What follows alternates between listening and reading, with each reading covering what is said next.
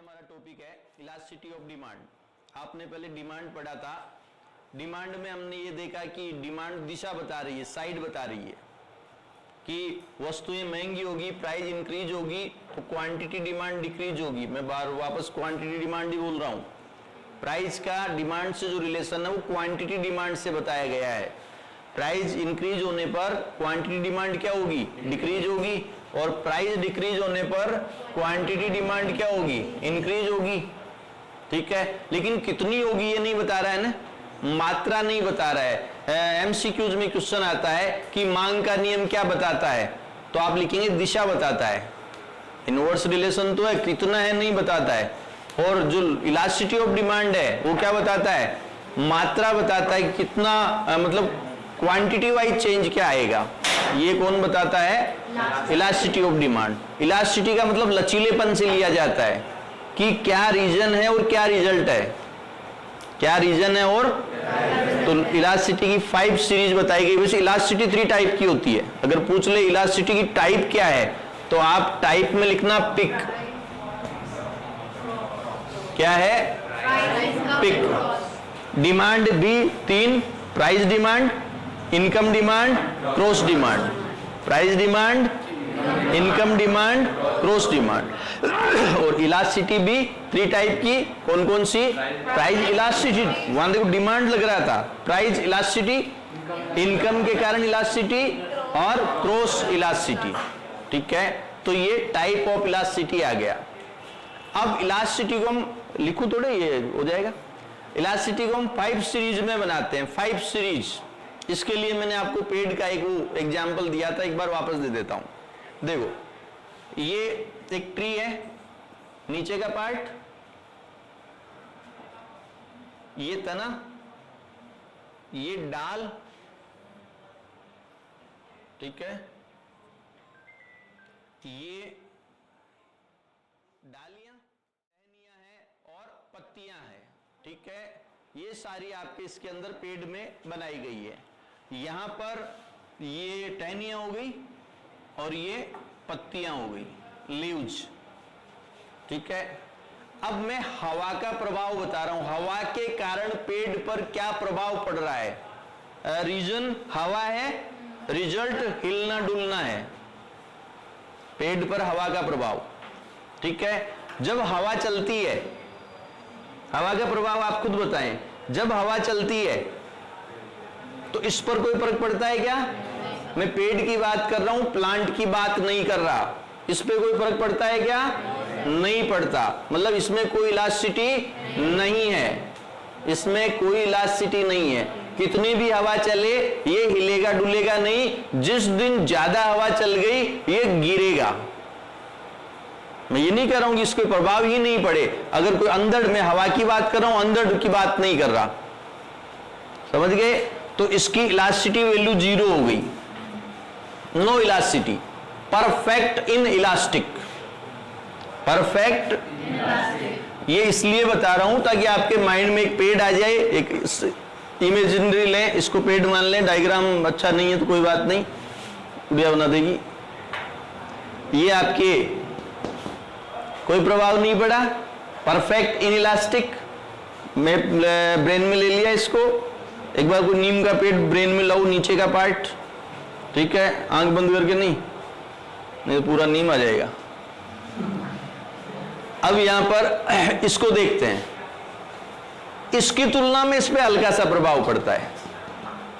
ये ऊपर, अब क्या नीचे तो बड़ा पार्ट था, अब हवा ज्यादा चलती है तो हल्का सा हिलता है, हल्का मूवमेंट करता है। मतलब इलास्टिसिटी लेस देन 1, ये मैथमेटिकल वैल्यू है। क्या है, मैथमेटिकल वैल्यू है, इलास्टिसिटी लेस देन 1। अब लैंग्वेज में क्या लिखेंगे, तो इसको हम बोलेंगे इन इलास्टिक। ये परफेक्ट इन इलास्टिक हो गया, ये क्या हो गया, इन इलास्टिक होगा, तो इसको हम कहेंगे इन इलास्टिक। ठीक है, अब इस पे गौर करें, ये इसकी तुलना में छोटा होता है। जितनी हवा चलती है उसी रेशियो में ये अपनी एक्टिविटी करता है। हवा तेज चलेगी ये तेज हिलेगा, हवा धीरे चलेगी ये धीरे हिलेगा। इसका मूवमेंट हवा के इक्वल होता है, इसलिए हम इसको कहते हैं यूनिटरी। क्या कहते हैं, और इसकी मैथमेटिक वैल्यू होती है इलास्टिसिटी इक्वल 1, इलास्टिसिटी इक्वल 1 होती है। ठीक है, इसके आगे की अगर हम बात करें, इसके आगे ये टहनियां देखो, हवा कम चलती है ज्यादा हिलती है, टहनी है पतली है, ये साई साई की आवाज अगर आती है तो इनसे आती है, थोड़ी सी हवा चलती है पेट से साई साई की आवाज आती है। ठीक है, ये है इलास्टिक, वो इनइलास्टिक थी ना, तो ये क्या हुई, इलास्टिक हुई, और इसकी value greater than 1, elasticity is greater than 1। और अगर लीफ की बात करें, पत्तियों की बात करें, तो हवा नहीं चले तो भी ये हिलती है। अब कोई कहे कि हवा नहीं चले फिर ये कैसे हिलती है, ये हिलती है, कोई पक्षी पास से गुजर गया, अदर फैक्टर, एक कोई पक्षी पास से निकला पत्ती के पास से, तो तुरंत उसकी, क्योंकि उसमें वजन कम होता है, तो ये हवा नहीं चल रही है, बिल्कुल नहीं चल रही है, एक पक्षी पास से निकला तो पत्तियां हिल जाती है। समझ गए, ये पक्षी मतलब अदर फैक्टर। ये इलास्टिसिटी जो है इन्फिनिटिव हो गई, इलास्टिसिटी क्या हो गई, इन्फिनिटिव हो गई, इनफिनाइट बोल देते हैं। और इसकी वैल्यू लिखेंगे तो परफेक्ट इलास्टिक लिख देंगे। ये परफेक्ट इनइलास्टिक से शुरू होते होते हम कहां तक पहुंचे, परफेक्ट इलास्टिक। ये पेड़ मैंने इसलिए बताया है कि आप ब्रेन में आराम से सोचें कि पेड़ के नीचे से लेकर पत्ती तक आप एक बार देख सकते हैं, और हवा का प्रभाव आपको याद रह जाएगा। अब ये इलास्टिसिटी का वो नहीं है। अब मैं वापस अपने इकोनॉमिक्स पे आता हूं, तो 5 सीरीज बना दी हमने। या हम प्राइस के कारण क्वांटिटी डिमांड, रीजन तो प्राइस और रिजल्ट क्वांटिटी डिमांड में चेंजेस को लेंगे। हवा मतलब प्राइस और पेड़ मतलब क्वांटिटी डिमांड, कि कितना चेंज हो रहा है। मैंने आपको बताया डिमांड जो है वो दिशा बताता है, और इलास्टिसिटी जो है वो क्वांटिटी बताता है कि कम होगी तो कितनी कम होगी। ठीक है, तो 5 सीरीज बता रहा हूं मैं आपको, 5 सीरीज ऑफ इलास्टिसिटी। देखो यहां बता दी मैंने आपको, ये परफेक्ट इनइलास्टिक,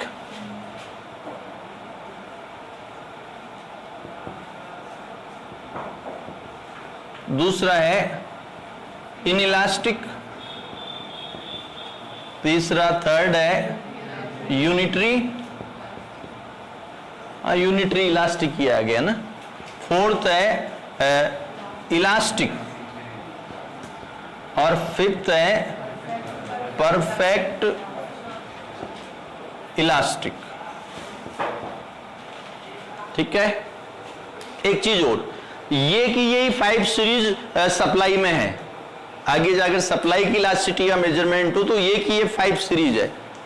अब फर्क क्या वो मैं अभी आपको बता दूंगा ताकि दोनों पार्ट एक साथ कंप्लीट हो जाए। इलास्टिसिटी का मेजरमेंट यही है। अब यहां पर आप यूं मान लो कि ये जो है, मान लो ये इस तरह से है सीधा, लॉ ऑफ डिमांड क्लॉकवाइज होती है anti clockwise, law of demand clockwise, inverse relationship या पॉजिटिव रिलेशनशिप। इनवर्स मतलब anti clock, positive relation clockwise, inverse relation. तो यहां मुझे क्या करना है, एक डायग्राम याद रखने का तरीका बता रहा हूं, वैसे डेफिनेशन आप खुद बनाएंगे। अभी ये एक पेड़ का तना आपको याद है ही, पेड़ का तना आपको याद है। आप इसकी 5 कैटेगरी बनाएंगे। पहली कैटेगरी, 5वीं कैटेगरी इस तरह से आनी चाहिए, मतलब 5 एंगल बनाने अपने को। ये पहला एंगल हो गया और ये 5वां एंगल हो गया। आ जाएगा समझ में? और पूरा नहीं हुआ, बीच में नहीं आता है, अभी जब कंप्लीट होगा तब समझ में आएगा। ये फर्स्ट डायग्राम है और ये 5th डायग्राम है। आपको एंटी क्लॉकवाइज चलते हुए, कैसे चलते हुए, एंटी क्लॉकवाइज चलते हुए पहला और 5वां। तो देखो ये सही 45 डिग्री, 3 हो गए। एक लाइन ड्रॉ करता हूं इन दोनों के बीच में, एक लाइन इन दोनों के बीच में। सेटिस्फाइड नहीं हो? देखो मुझे 5 डायग्राम बनाने में, एक में बना रहा हूं 5, फिर मैं अलग अलग कर दूंगा। मैं आपको कह रहा हूं कि पहला मैंने ये बनाया, ये पहला, ये मैंने पहला डायग्राम बनाया, ये मेरी 5वीं लाइन है। 2 बन गए, एक सही बीच में, ये तीसरा बन गया। ठीक, अब 2 लाइन और ड्रॉ करनी है मुझे, तो एक में यहां करूं और एक में यहां करूं, तो 2 लाइन मुझे और ड्रॉ करनी है। तो 2 लाइन वन साइड तो कर नहीं सकता, मैंने बीच बीच के पार्ट ले लिए, पहले फर्स्ट ले लिया, फिर मैंने लास्ट ले लिया, बीच का मैंने यूनिटरी ले लिया, एक में इसके पक्ष में रखूंगा और एक में इसके पक्ष में रखूंगा, तो 5 लाइन आ जाएगी ना। तो एक आपके ये और एक ये, समझ गए? ये 500 मैंने एक में बना दी है। अब याद रखने के लिए एक चीज और बता देता हूं, इसे मैंने पेड़ के माध्यम से बता दिया। एक और बता देता हूं, एक व्यक्ति ये खड़ा है, इसको 5वें दौर में इसको लेटाना है। एंगल देखो, मेरे पास अभी कंप्यूटर वो नहीं है, नहीं तो मैं आपको थोड़ा थोड़ा यूं इस तरह से लेटा तो इसको बता देता। ये खड़ा था, एंटी क्लॉकवाइज इसको पुश किया, फिर और पुश किया, फिर और पुश किया, और फिर इसको लेटा दिया। मैंने 2-3 तरीके आपके लिए बना दिए हैं, इससे ज्यादा कि फिर आपको याद नहीं आए, इम्पॉसिबल है। पेड मैंने आपको बता दिया, फिर मैंने आपको ये इस तरह से बता दिया, और एक व्यक्ति की हेल्प से भी बता दिया कि ये फर्स्ट वो खड़ा है, हल्का सा पुश करेंगे तो किस साइड पुश करेंगे, क्लॉकवाइज या एंटी क्लॉकवाइज? एंटी क्लॉकवाइज क्यों करेंगे? Inverse relation. अब ये के ये 5 अभी बन गए, अगर मैं इसको क्लॉकवाइज कर दूं तो सप्लाई के बन जाएंगे। ये इसी जगह अगर मुझे इलास्टिसिटी ऑफ सप्लाई पढ़ानी हो तो मैं धक्का देने का तरीका बदल दूंगा। मैं इसको इधर धक्का दूंगा, पहला, दूसरा इधर, तीसरा, चौथा और 5वां, वो इलास्टिसिटी ऑफ सप्लाई के बन जाएंगे। ये इसलिए बार बार कह रहा हूं, इनवर्स रिलेशनशिप है। इनवर्स रिलेशनशिप में एंटी क्लॉक होता है, पॉजिटिव रिलेशनशिप में क्लॉकवाइज होता है। क्लियर है? अब इनसे मैं डेफिनेशन बना रहा हूं। आपने पेन और रजिस्टर लेके पहले एल बना लिया, एक एल बनाते, एक एक से समझाता हूं, ठीक है? ये आप एल बनाएंगे पहले। देखो मेरे पास बोर्ड है तो रियल स्केल नहीं आ पा रहा है, आप बिल्कुल एल सीधा 90 डिग्री बना सकते हैं। मेरे तो हो सकता है 92 भी बन जाए, 88 भी बन जाए। आ गया समझ में? अब मैं सबसे पहले उस आदमी को खड़ा कर दूं, ये आदमी खड़ा हो गया।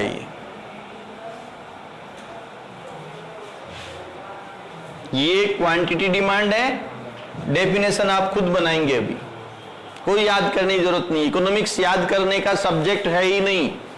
अगर कोई इकोनॉमिक्स को याद कर रहा है वो तो वैसा है जैसे कोई मैथ्स को भी याद करके जाता है। ये क्या है कि याद कर जाते हैं थ्योरम। इकोनॉमिक्स समझने का ही है, फिर बाद में बोले एग्जाम पर्पज से आप लैंग्वेज रट के चल जाओ चाहे, क्योंकि वहां लिखना पड़ता है, फिर आपकी लैंग्वेज को टीचर्स नहीं मानते हैं, तो आप उस टाइम याद करके जा सकते हैं। बाकी ये थोड़ा तिरछा हो गया ना, बताया नहीं? स्केल इतनी बड़ी नहीं है ना तुम्हारे पास, चलो स्केल आते सीधी हो गई है। देखो ये क्वांटिटी डिमांड, प्राइस 10 रुपए किलो, मैं प्राइस बढ़ा रहा हूं 30 रुपए किलो।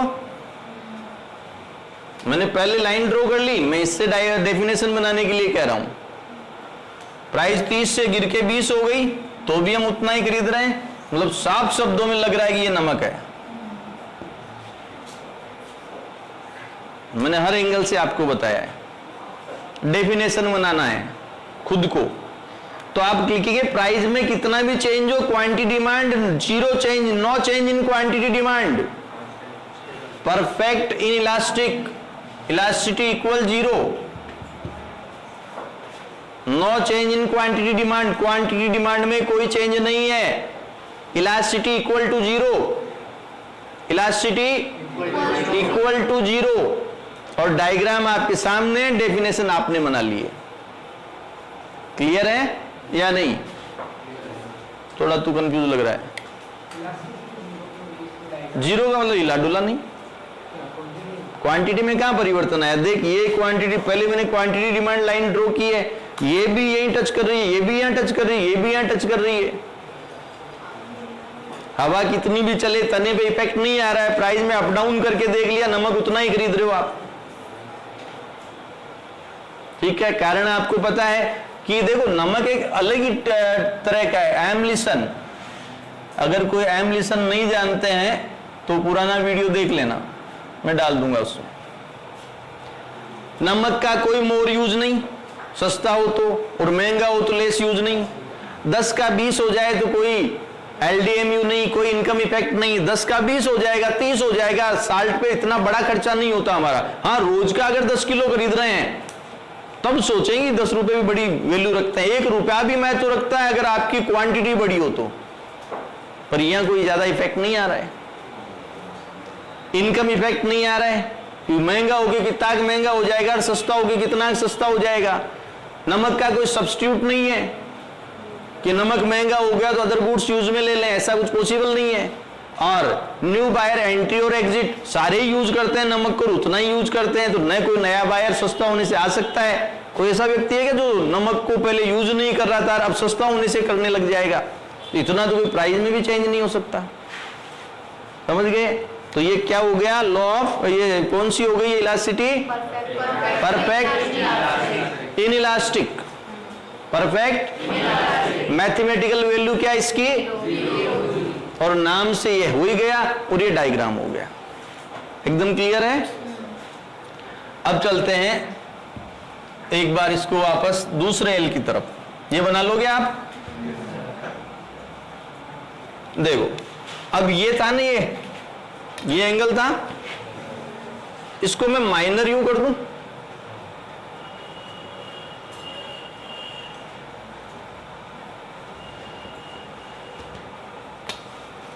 माइनर यू किया है, मतलब 45 डिग्री नहीं करना है, ये 45 है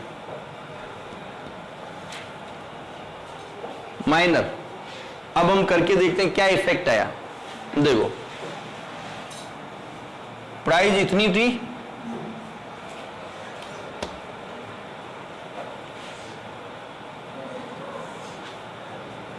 ये क्वांटिटी डिमांड थोड़ी बहुत तो अच्छी चल जाएगी ना। प्राइस कम होके इतनी कम हो गई,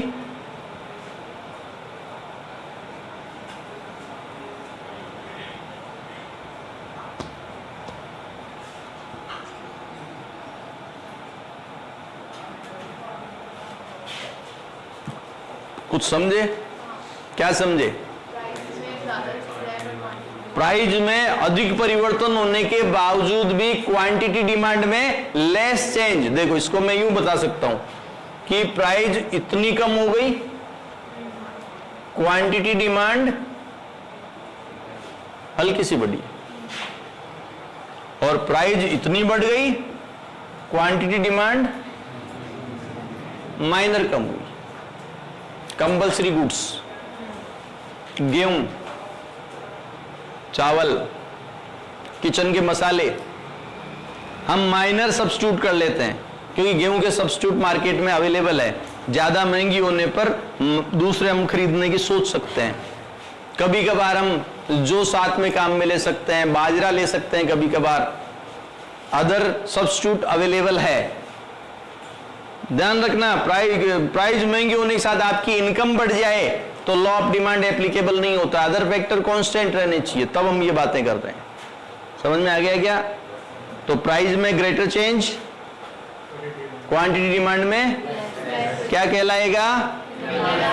इनइलास्टिक, कम लोच है। मैथमेटिकल वैल्यू क्या है? शाबाश, याद हो गया तुम्हें तो। इजी है या नहीं है? इकोनॉमिक्स अभी तक की सारी इजी लगी? कोई पार्ट रहे तो बता देना, मैं वीडियो बना के डाल दूंगा। ठीक है, अब मैं थर्ड केस पे आ जाऊं। 90 और 180, जैसे 90 डिग्री और 180 के बीच में क्या आता है? 135। 90 और 180 इसके बीच में क्या आता है? 135 आता है ना। तो ये 135 या 45 का इधर से करेंगे तो 135 है, और इधर से 2 रोल हो गए ना, तो ये सही 135 ले लेना आप, और इधर से लेते तो 45 मान लेना आप। ठीक है, ये प्राइस, ये क्वांटिटी, ये प्राइस कम हुई, ये क्वांटिटी बढ़ गई। क्या लग रहा है आपको? है? नहीं, चेंज कम ज्यादा लग रहा है, इक्वल सा लग रहा है?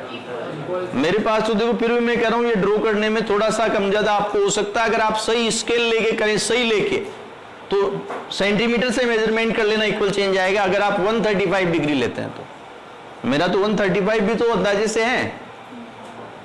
इकोनॉमिक्स के डायग्राम एक्चुअलिटी पे नहीं होते हैं कि हम एंगल बनाए तो प्योर बनाए, मतलब एक समझाने के लिए होते हैं। तो यहां पर प्राइस में देखो इतना, मैं छोटा कर दूंगा, नहीं लग रहा बराबर? ठीक है, प्राइस इतनी बड़ी, क्वांटिटी डिमांड इतनी कम हो गई, प्राइस इतनी कम हुई, तो यूनिटरी इलास्टिसिटी इक्वल 1, नींद में चली गई है। ठीक है, समझ गए यहां तक? सुनील तेरे भी समझ में आ रहा है? अब उसके समझ में आना जरूरी है। अब मैं ले रहा हूं ज्यादा एंगल, किसकी तरफ? इस वाले की तरफ, 135 से ज्यादा। मैं ये वाला ले रहा हूं एंगल, ये इसको 135 कह रहा हूं मैं, इसको तो 45 कह रहा हूं, तभी तो 180 होता है। ठीक है, अब मैंने एक तरह से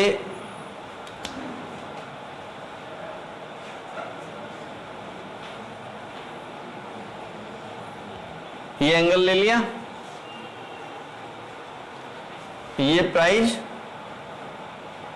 ये क्वांटिटी, मैं कहीं भी ड्रॉ करूं देख लेना आप। जैसे ये लाइन में यहां ले रहा हूं,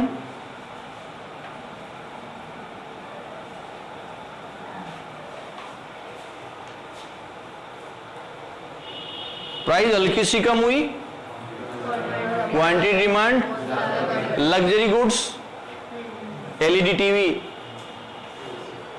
4 कैमरे वाला मोबाइल, 3 कैमरे वाला मोबाइल, थोड़ा सा सस्ता होते हैं, हमारी भावनाएं उधर चल जाती है। सेल्फी, थोड़ी सी वो फीचर्स बढ़ाता है, थोड़ी रेट कम करता है, इतने में हमारा ध्यान उधर चल जाता है। समझ गए? तो यहाँ आपके ये डीडी में लिखना भूल गए, ये डीडी है, ये तो सब में आप लिख लोगे ना। डेफिनेशन क्या बनी? प्राइस हल्की सी कम हुई, क्वांटिटी डिमांड, और प्राइस हल्की सी बढ़ी, नहीं खरीदनी, ऐसी नहीं खरीदनी है, महंगी है, सस्ती होने पे ले लेंगे। समझ गए? और लास्ट में ले रहा हूं जिसके अंदर 5वीं स्टेज बिल्कुल price constant due to other factor change. Price में कोई चेंज नहीं हुआ। आपके नाश्ते की दुकान है जिसमें आप पकौड़ी रखते हैं, कचौरी रखते हैं, समोसे रखते हैं, और मौसम एकदम ठंडा हो गया तो आप राजी हो जाएंगे, आपकी सेल बढ़ जाएगी। आपने बना दिए, सुबह सुबह मौसम भयंकर ठंडा था, थोड़ी बारिश आ रही थी हल्की हल्की, और फिर एकदम से धूप निकल गई तो आप टेंशन में आ जाएंगे कि माल नहीं बिकेगा। प्राइस में कोई चेंज नहीं है, अदर फैक्टर ने प्रभावित कर दिया। तो ये 5वीं स्टेज में आदमी लेट गया, खड़े से लेटाया हमने, ठीक है। प्राइस में कोई चेंज है क्या? क्वांटिटी डिमांड कभी कम बिक जाती है, कभी ज्यादा हो जाती है, कभी कम कभी, तो ये क्या कहलाई, इसको भूल गए अपन, इलास्टिसिटी मोर देन वन, बताया नहीं तुमने, ये क्या कहलाएगा, इलास्टिसिटी इनफिनिट इनफिनाइट जो भी आप बोले, ठीक है। और वो लिख लेंगे, प्राइस में कोई चेंज नहीं, क्वांटिटी डिमांड अपने आप क्या हो रही है, कम हो रही है, ज्यादा हो रही है। ये आपके इलास्टिसिटी की 5 सीरीज मैंने आपसे खुद से डेफिनेशन बनवाई।